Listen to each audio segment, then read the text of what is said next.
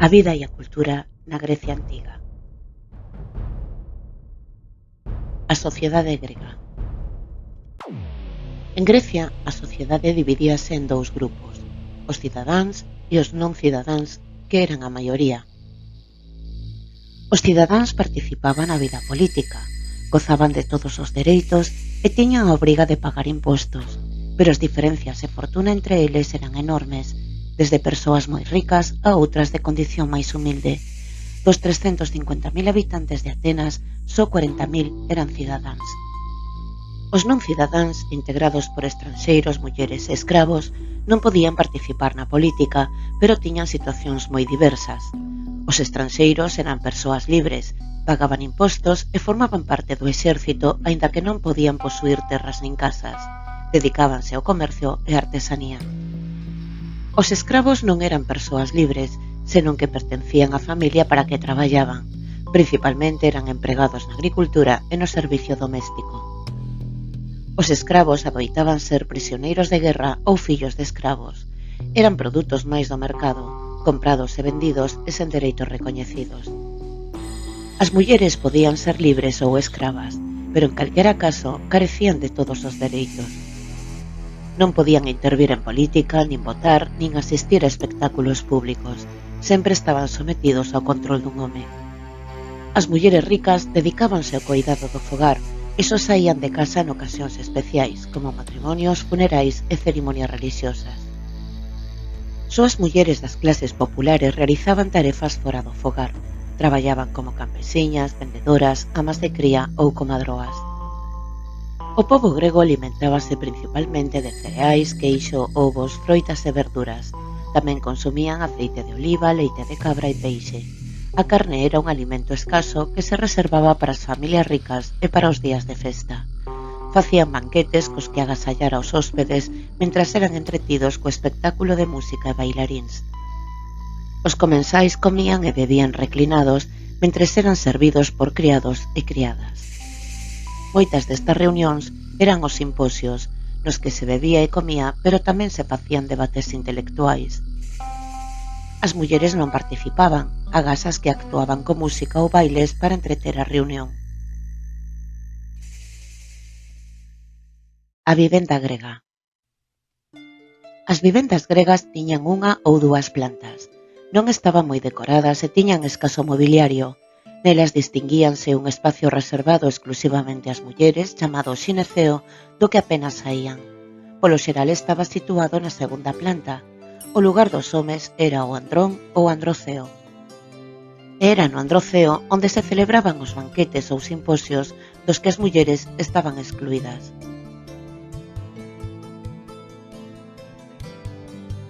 Economía na antiga Grecia. A artesanía tiña un importante peso na economía de Grecia. Elaborábase cerámica de gran calidade que se exportaba a outras áreas do mundo. Había tamén obradoiros de curtidores nos que se realizaban diversos obxetos de pel, como zapatos, que se facían incluso a medida. Outro sector importante da artesanía era o da fabricación de tecidos, no que traballaban moitas persoas fiando, manexando os teares ou tinguindo. O comercio era a actividade económica máis importante. Había un pequeno comercio moi activo formado polos artesáns que vendían os seus produtos directamente no obradoiro.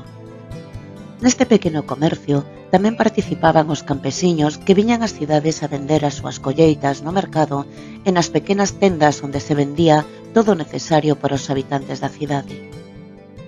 Pero tamén había comerciantes ricos e poderosos que posuían barcos e navegaban por todo o mar Mediterráneo. Estes vendían os produtos manufacturados gregos e a cambio compraban alimentos, madeira e cobre en terras afastadas. Nos intercambios comerciais utilizábanse moedas de prata chamadas dracmas. Os portos gregos tiñan unha intensa actividade comercial. Era o caso do Pireo en Atenas. O Mediterráneo encheuse de naves gregas como trirremes gracias ao intenso comercio de Grecia. Na actualidade, descóbrense con frecuencia os restos das trirremes que naufragaron coas súas mercadorías. Os habitantes do campo dedicábanse á agricultura e vivían de maneira moi pobre. Traballaban coa axuda dunha fouce e dun arado. Polo xeral, o tamaño das explotacións agrícolas era bastante reducido. Principalmente cultivaban a vide, o trigo e a oliveira. A terra grega era ideal para estes cultivos, aínda que plantar oliveiras era investir a longo prazo, pois tardan máis de 20 anos en dar froitos. A produción de aceite de oliva remóntase a mediados do segundo milenio antes da nosa era. Os colonos expandiron a súa produción polo Mediterráneo.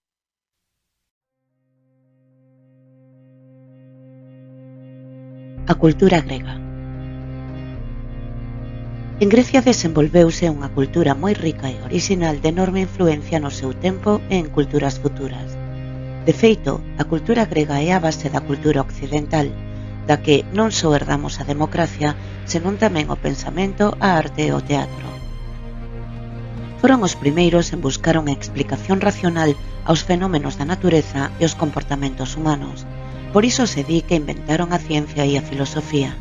Entre os filósofos destacaron Sócrates, Platón e Aristóteles, cuxo pensamento constitúe a base do pensamento occidental. Entre os científicos destacaron Pitágoras e Arquímedes. Tamén inventaron o teatro, tal e como o coñecemos, sendo os principais autores Eurípides, Sófocles e Esquilo.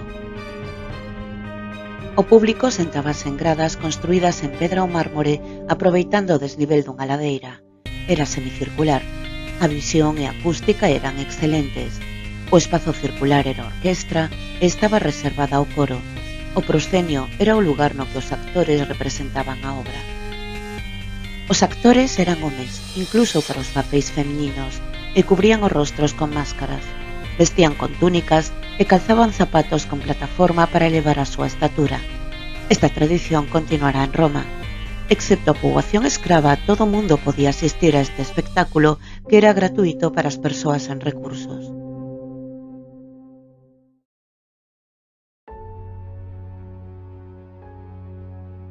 O legado grego. As historias dos seus deuses, dos seus mitos e as formas dos seus edificios e esculturas inspiraron os artistas occidentais durante séculos.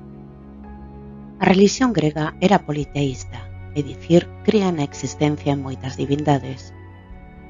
Estas tiñan aspecto humano, e aínda que eran inmortais, comían, amábanse e loitaban entre elas como a humanidade. Cada deus ou deusa representaba unha forza da natureza ou unha actividade ou profesión humana. Este sistema relixioso será herdado por Roma, cambiando os nomes das divindades. Cada polis tiña a súa divindade protectora que se lle rendía culto. Así, por exemplo, Atenea era a protectora de Atenas.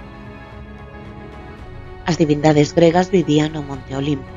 Zeus era o deus principal. Os mitos eran historias sobre os deuses e heróis. A estas narracións chámaselles mitoloxía.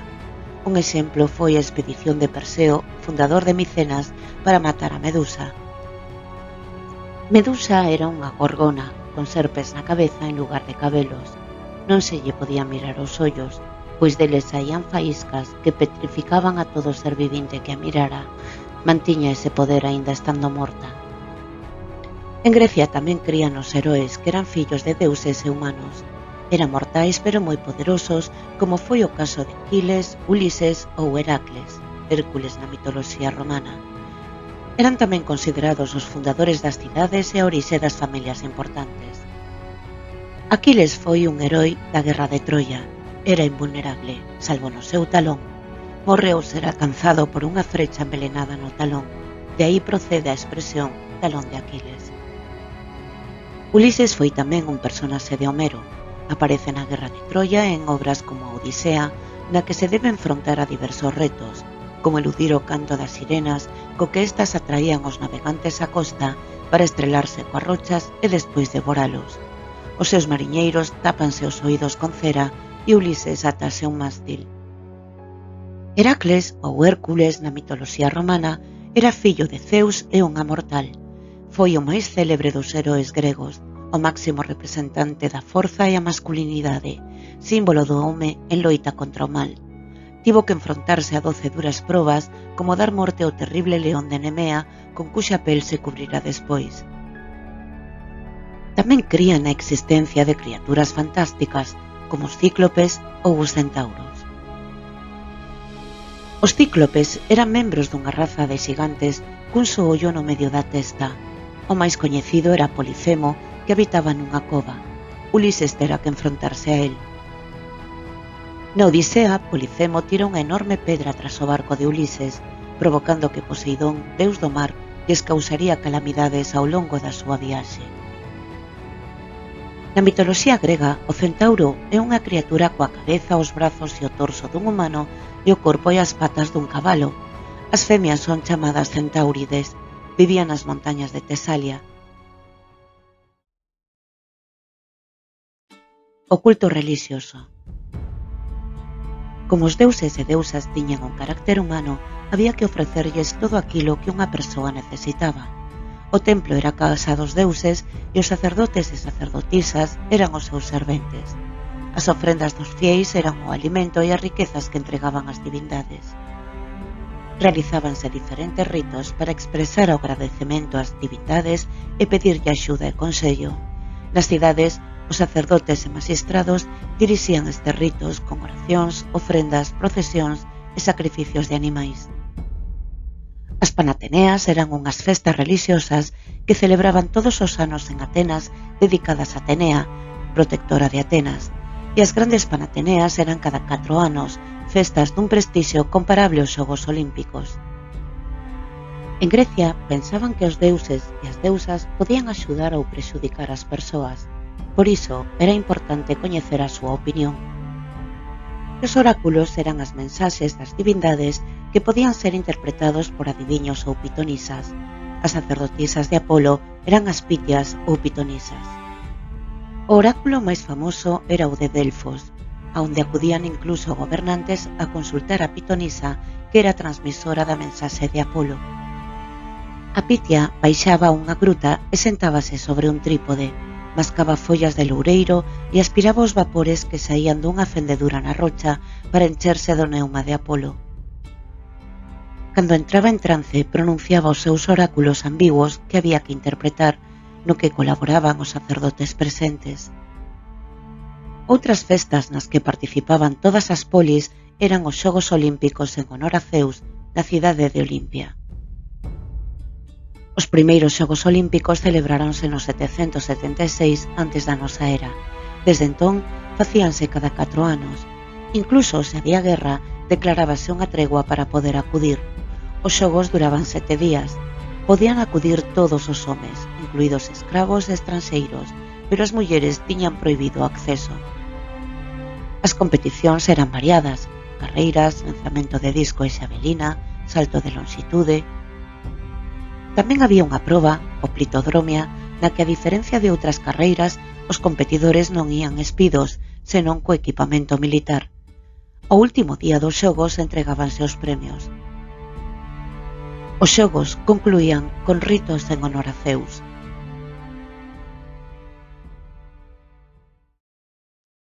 Arquitectura grega. En Grecia levantáronse edificios moi variados, pero os máis importantes eran os templos. Principalmente construíanse mármore branco e pintábanse de cores que se perderon co paso do tempo. A maioría tiña forma rectangular, pero había algúns circulares. Alzábanse sobre unha plataforma. Os templos tiñan varias dependencias. O pronaos era o vestíbulo. A naos ou cela era a sala principal na que estaba a estatua da divindade. O oplistódomo era o lugar no que se gardaban as ofrendas realizadas polos fieis. Non usaron o arco nin a bóveda, senón que cubrían os templos con teitos alintelados, é dicir, con teitos planos que se sostiñan por columnas. A cuberta dos templos era dúas vertentes. O frontón era o espacio triangular no que se representaban escenas alusivas ao deus ou deusa a quen ía dedicado o templo. Estamos vendo as partes dun templo grego, neste caso do Partenón. A preocupación pola armonía, a beleza e as correctas proporcións levou a construir segundo unhas estrictas regras que determinaban o tamaño dos elementos arquitectónicos e como debían combinarse. A estas regras chamábaselles ordes. A orde dórica ten o capitel liso, a xónica decórase con volutas e a corintia con follas de acanto. Na orde dórica, o friso decorábase con triglifos e metopas. A orde xónica tiña columnas máis esbeltas e polo xeral se empregaba en templos dedicados a deusas. A orde corintia, máis decorativo, é unha derivación tardía do capitel xónico. A escultura. A maioría das estatuas e relevos gregos tiñan unha función relixiosa e representaban a divindades e heróis, por iso adoitaban estar situadas nos templos, ben decorando frisos ou frontóns ou no interior, pero tamén había esculturas con outros fins. Esta decoración escultórica pintábase con vivas cores que non se conservan. Sentiron moito interese por representar a beleza ideal do corpo humano espido. Esta beleza baseábase nas proporcións armoniosas, o que levou a crear corpos perfectos e estudar minuciosamente a anatomía humana. Un exemplo é o doríforo de Policleto do século V antes da nosa era. O tratamento anatómico está supeditado ao cálculo matemático. A proporción consiste en que o corpo mide exactamente 7 cabezas. Os músculos están perfectamente detallados, sen incorreccións. Pero ata conseguir representar o corpo humano de modo perfecto, pasaron por unha evolución. Na época arcaica, tómase como modelo a arte exipcia, cunha forte frontalidade e rixidez e unha perna avanzando. É o caso dos curoi ou curós en singular, que eran atletas espidos, ou das corai, core en singular, que eran figuras femeninas. Xa en época clásica, as esculturas eran máis realistas e adquiren certo movimento. Os rostros son serenos e armoniosos, e as composicións equilibradas. É o caso do discóbolo de Mirón do século V a.C. Xa na fase final, durante o helenismo, acentúase o movimento e a expresividade. Imponse o drama fronte ao equilibrio.